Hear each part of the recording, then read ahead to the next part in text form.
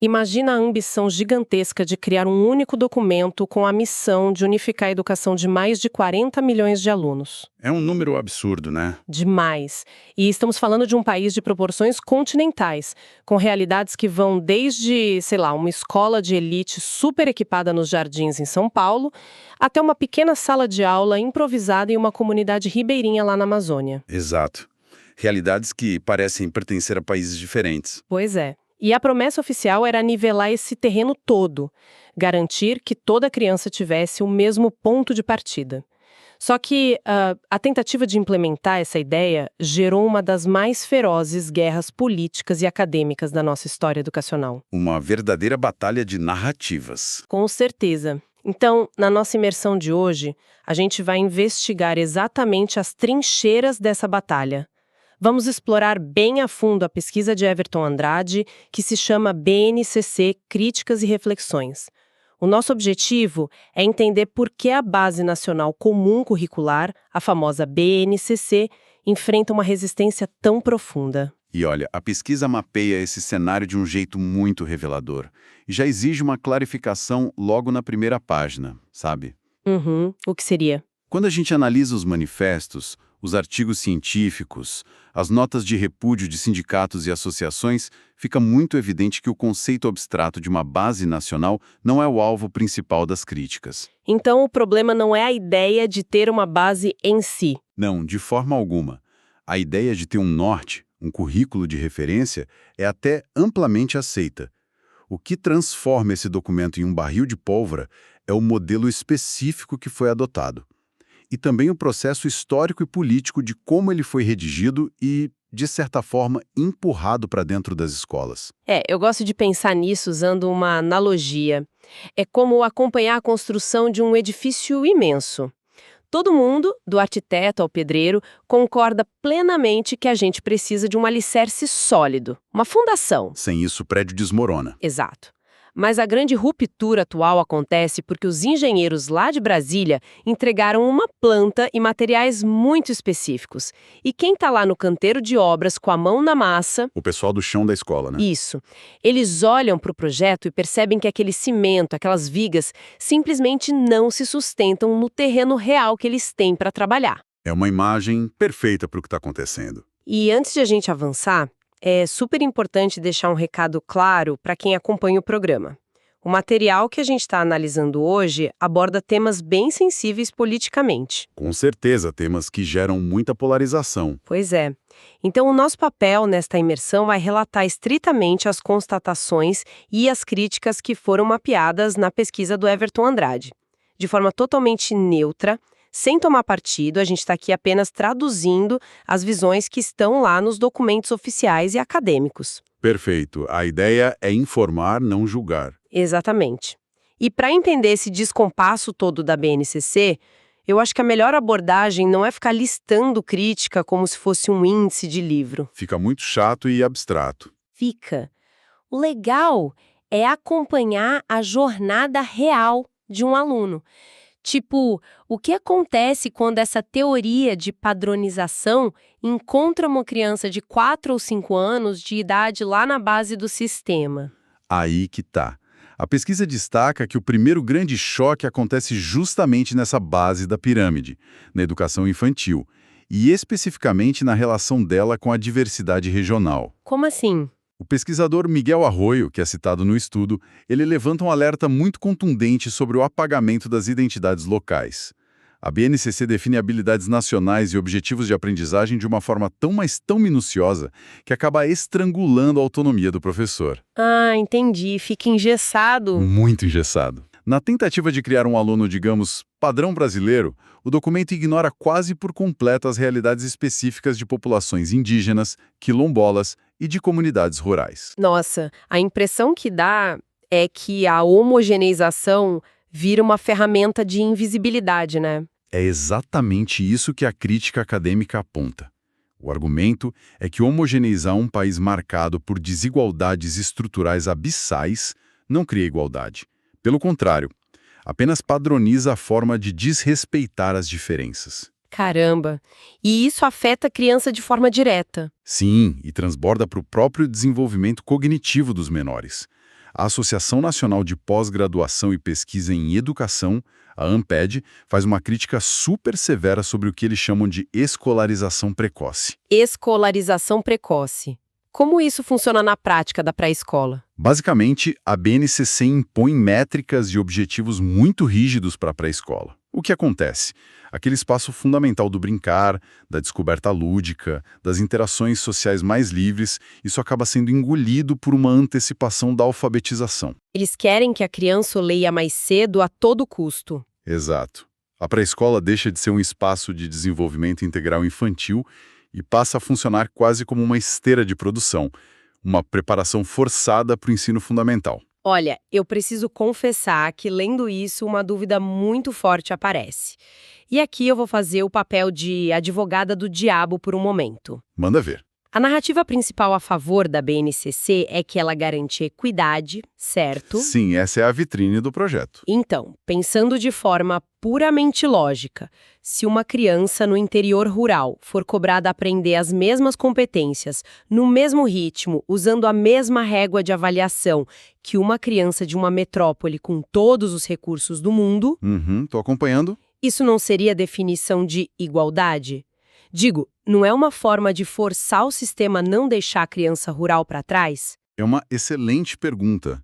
E olha, essa é literalmente a espinha dorsal da defesa do documento.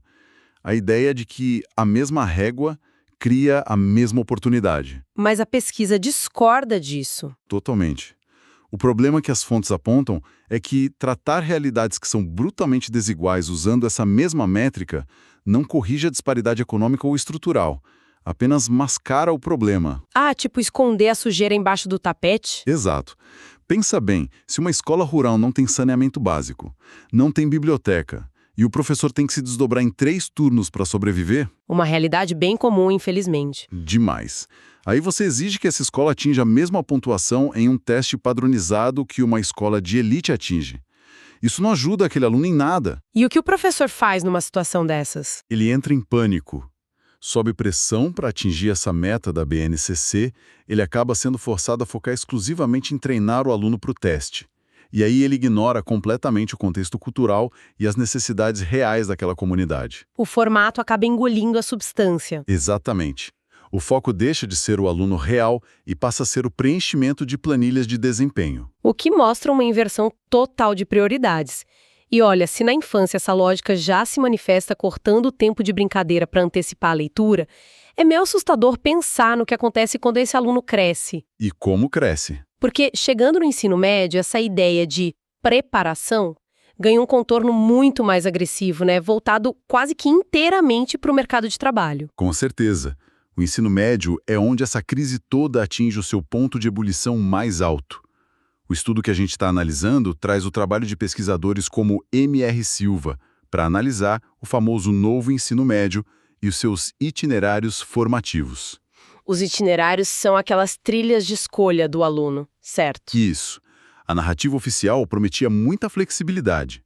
A ideia de que o jovem finalmente teria o poder de escolher a sua própria trilha de conhecimento, focando naquilo que ele mais gostasse de estudar. E no papel isso soa muito moderno, muito libertador. Isso é incrível, mas na prática, que está documentada pelas pesquisas, isso se tornou um mecanismo de precarização sem precedentes para a rede pública de ensino. Os dados mostram uma divisão brutal. Na escola pública, essa tal escolha acaba esbarrando na falta crônica de infraestrutura e de professores. Exato. Não tem como escolher se não tem opção. Privada. A escola privada continua recebendo uma carga horária monumental. Sim. Cobrindo absolutamente todas as áreas do conhecimento, com laboratório de última geração, professor especializado em cada detalhezinho. É uma disparidade que salta aos olhos. Salta demais. E as pesquisas evidenciam que, para acomodar esses itinerários na escola pública, o currículo básico geral foi drasticamente reduzido. E quem sofreu os maiores cortes nessa redução toda? Aí que está o perigo. Foram justamente as disciplinas que fomentam a reflexão sobre a sociedade. A carga horária de filosofia, sociologia e artes sofreu uma amputação drástica no ensino público. Nossa! A imagem que se forma a partir dessa crítica é de um grande restaurante, sabe? Como assim? O novo ensino médio funciona meio que como um cardápio de fast food para as escolas públicas. O aluno chega lá e só tem acesso àqueles combos básicos, baratos e limitados. Tipo, hoje só temos o combo de exatas com um pouquinho de empreendedorismo. É pegar ou largar. É bem por aí mesmo. Enquanto isso, o aluno da escola privada está sentado num restaurante com buffet livre e monumental, onde ele consome a entrada, o prato principal, a sobremesa e ainda leva o pensamento crítico de brinde no final. Olha, essa analogia ilustra perfeitamente a crítica da dualidade do sistema. A pesquisadora Elizabeth Macedo, que é profundamente analisada no estudo do Everton Andrade, ela joga uma luz muito interessante sobre quem está desenhando esse cardápio. E quem são os chefes dessa cozinha? Ela aponta para uma influência maciça de fundações privadas e institutos de matriz empresarial. Nomes como a Fundação Lehman e o Instituto Reúna. Eles tiveram um peso enorme na própria redação do texto final da BNCC. Mas a crítica é sobre a legalidade disso. Eles não poderiam participar. Não, o questionamento acadêmico não é exatamente sobre a legalidade da participação deles, mas sim sobre como a visão de mundo dessas instituições, que é uma visão neoliberal, acabou sequestrando o propósito da educação pública. Entendi. Eles mudaram o foco do negócio. Totalmente. O currículo passou a ser moldado não para formar um cidadão crítico, mas para forjar uma mão de obra técnica e altamente adaptável às flutuações do mercado. E isso fica muito escancarado no próprio vocabulário que a BNCC adota, né? O termo que domina o documento de ponta a ponta é competências. Sim, a famosa pedagogia das competências. A princípio, parece uma palavra super inofensiva. Todo mundo quer ser competente. Mas a pesquisa sublinha que essa é uma linguagem importada diretamente do mundo corporativo. Qual a diferença real, lá na sala de aula, entre ensinar um conhecimento histórico e treinar uma competência? A diferença é o que define a alma da escola de verdade. Vamos usar um exemplo prático para quem nos acompanha visualizar melhor. Bora! Em uma abordainha educacional voltada para a cidadania, o objetivo de uma aula de história seria, digamos, compreender as causas e os impactos sociais da Revolução Industrial, desenvolvendo um senso crítico sobre as relações de trabalho. Ou seja, o aluno aprende a entender e a questionar o sistema. Exato. Mas quando a gente muda para essa lógica de competências da BNCC, o foco desliza para objetivos mensuráveis e utilitários. O objetivo dessa mesma aula passa a se assemelhar a algo como demonstrar resiliência, proatividade e capacidade de resolução de problemas complexos em cenários de mudança. Uau! É uma mudança gigante de perspectiva. É brutal. A escola deixa de ser o lugar onde o aluno aprende a investigar as engrenagens da sociedade e passa a ser uma espécie de centro de treinamento onde ele aprende a apertar os parafusos dessa mesma engrenagem da forma mais eficiente e silenciosa possível. É a transição do pensador para o mero executor. E quando a gente percebe que o currículo foi alterado para agradar essas pressões de mercado, fica muito claro que o que entra e o que sai do documento não é fruto de critérios puramente técnicos, como eles costumam vender. Longe de ser apenas técnico. A BNCC acaba sendo um campo de batalha ideológico real. E se o mercado dita a economia do documento, as pressões políticas conservadoras ditaram as regras sociais dele, certo? Sem dúvida alguma. A pesquisa detalha um momento que foi crucial nessa disputa, bem na transição entre a segunda e a terceira versão da base. O que aconteceu exatamente nessa transição? Foi o auge das tensões políticas em torno das questões de identidade e diversidade. A pesquisa relata que, durante a tramitação do documento lá no Ministério da Educação, houve uma forte pressão de grupos políticos e religiosos conservadores. E qual foi o resultado dessa pressão? Resultou em uma canetada histórica. A remoção sumária, total, dos termos identidade de gênero e orientação sexual da versão final da BNCC, que acabou sendo homologada. Eles simplesmente apagaram os termos. Apagaram.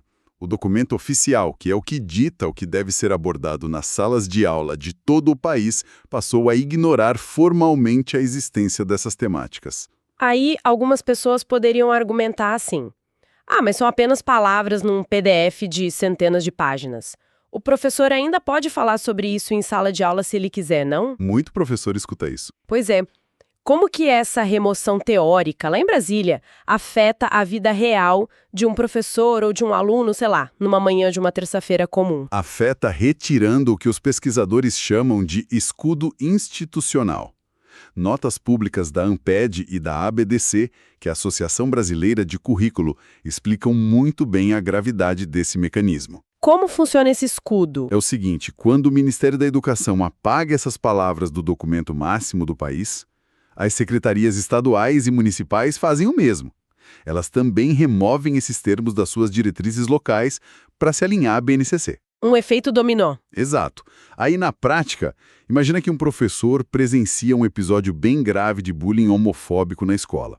E ele decide criar um projeto pedagógico para combater o preconceito e ensinar o respeito à diversidade para aquela turma. O que seria o esperado de um bom educador. Sem dúvida. Mas ele está agindo por conta própria agora.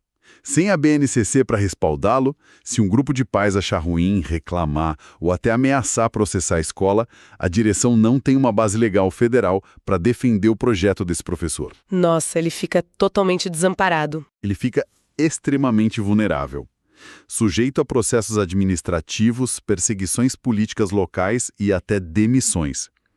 O silêncio da BNCC, nesse caso específico, ele meio que autoriza e institucionaliza a violência escolar, porque deixa os educadores de mãos atadas. É aquele efeito dominó burocrático que termina em tragédia na sala de aula. E isso nos leva para o ponto de convergência de toda essa pesquisa. Quando a gente mapeia os atores sociais que estão lidando com a implementação desse documento monumental no dia a dia, o cenário é de uma fratura exposta enorme. Uma crise sistêmica. O estudo lista 4 grandes grupos envolvidos nisso e acho que vale a pena a gente olhar de perto para a realidade de cada um deles para entender o tamanho dessa crise. Vamos lá. O primeiro grupo mapeado é formado pelos acadêmicos e pesquisadores das universidades. E o que eles dizem? Eles olham para o documento e enxergam um esvaziamento intelectual absurdo. A crítica deles se concentra nessa submissão da educação pública à lógica neoliberal que a gente comentou. Eles argumentam que a BNCC transforma o direito ao conhecimento histórico, filosófico e artístico em um mero treinamento de habilidades comportamentais exigidas pelas empresas. Eles são a voz de alerta sobre a perda daquela formação humana integral. Exatamente, a perda do aluno cidadão. Em seguida, o estudo aponta o grupo que realmente carrega o piano, né? Os professores. Aquela galera que vive a realidade implacável do chão da escola. E para eles, a crítica não é só teórica, ela é física. Física? Como assim? O relato geral é de um esgotamento absurdo. Eles recebem de cima um documento super complexo, cheio de novas terminologias corporativas e, de repente, são obrigados a adaptar todos os seus planos de aula. E o pior, sem terem recebido a formação adequada para isso. Ah, claro, muda a regra do jogo, mas não ensinam como jogar. Pois é. E as horas preciosas de planejamento de aula acabam sendo engolidas pela burocracia de ter que provar em um monte de planilhas que eles estão cumprindo aquelas tais competências. E tudo isso, claro, tendo que lidar com salas superlotadas e falta de recursos básicos como papel e giz. É desumano. E o terceiro grupo, quem são? O terceiro grupo mapeado são os movimentos sociais. Para as lideranças negras, indígenas, feministas e LGBTQIA+, a crítica central é sobre o apagamento histórico e a exclusão deliberada. Aquilo que a gente falou da remoção das pautas? Isso. Eles enxergam a BNCC como um retrocesso de décadas de lutas por representatividade nos currículos escolares. O documento, ao tentar ser neutro e padronizado, acaba silenciando as vozes e as histórias que não se encaixam na narrativa hegemônica, o que, no fim das contas, perpetua o racismo estrutural e a discriminação dentro das escolas. Faz todo sentido. E, por fim, o quarto grupo, os sindicatos de trabalhadores da educação. O foco deles está muito nas condições de trabalho e no uso meio perverso das avaliações. De que forma? Os sindicatos denunciam que a BNCC amarra o trabalho docente a sistemas de avaliação externa. Sabe aquelas famosas provas padronizadas aplicadas em larga escala pelo governo? Sei, que saem em ranking de jornal depois. Essas mesmas. O sucesso ou o fracasso de uma escola, e muitas vezes até o bônus financeiro ou a punição do professor, passa a depender quase que exclusivamente do desempenho dos alunos nesses testes mecânicos. O que é a desvalorização total da complexidade da profissão docente, né? Reduz o trabalho de um ano inteiro a uma nota numa prova de múltipla escolha. Perfeito. A síntese de todas essas frentes de resistência ilustra a grande contradição do documento. É algo que o texto do Everton Andrade deixa muito cristalino. Como ele define isso? A BEVCC faz um esforço colossal para se apresentar para a sociedade como uma ferramenta puramente técnica, uma inovação metodológica neutra, capaz de resolver magicamente os problemas da educação brasileira. Mas a realidade do chão da escola revela o abismo gigante entre o gabinete que escreve as regras e a sala de aula que tenta sobreviver a elas. Como aquela situação corporativa, né? É o equivalente a uma diretoria executiva chique, sediada lá em Nova York, exigindo que uma pequena filial no interior do Brasil implemente um software de inteligência artificial de última geração, cobrando metas altíssimas de produtividade, sendo que essa filial sequer tem fornecimento de energia elétrica constante. Nossa, é exatamente isso. A imposição vem de cima, totalmente desconectada da realidade estrutural. E aí, a culpa pelo fracasso da implementação é invariavelmente jogada nas costas de quem? Dos funcionários da base. Dos professores, o que nos obriga a colocar tudo isso na balança para fazer a pergunta inevitável. E acho que é a grande questão do programa de hoje. Se os acadêmicos denunciam a perda da ciência da reflexão, se os professores estão fisicamente e mentalmente adoecidos pelas exigências irreais. Se os movimentos sociais se veem apagados das páginas oficiais. Sim.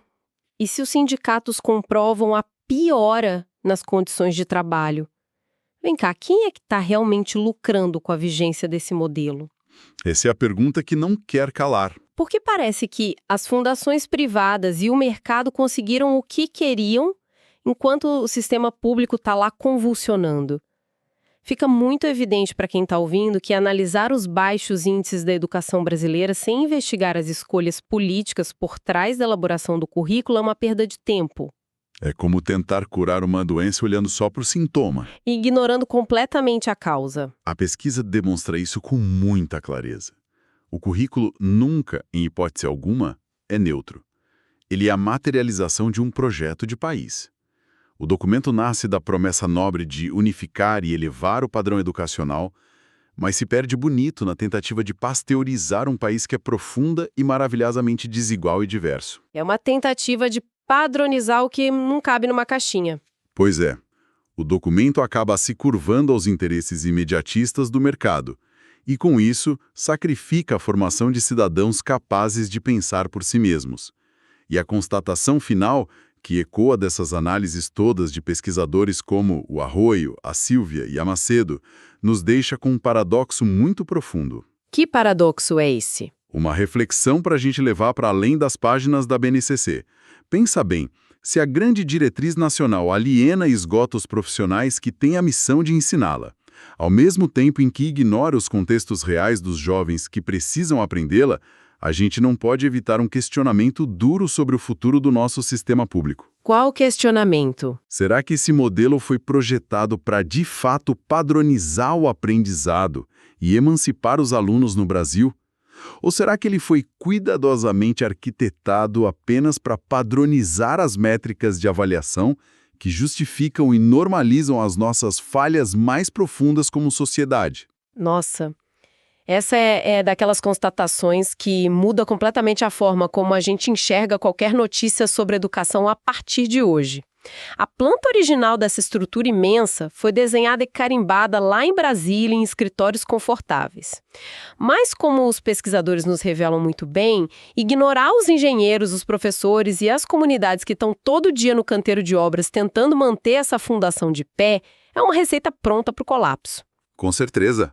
É a ruína anunciada. E o debate sobre o que as nossas crianças devem aprender é, no fim das contas, o debate sobre que tipo de nação a gente quer ser no futuro. E com essa reflexão pesada, porém necessária, a gente encerra por aqui. Agradecemos muito a todo mundo pela companhia em mais esta jornada pelos bastidores do conhecimento. Continuaremos a investigar as engrenagens ocultas por trás dos temas que moldam o nosso dia a dia. Foi um prazer. Um abraço a todos. Até a próxima imersão.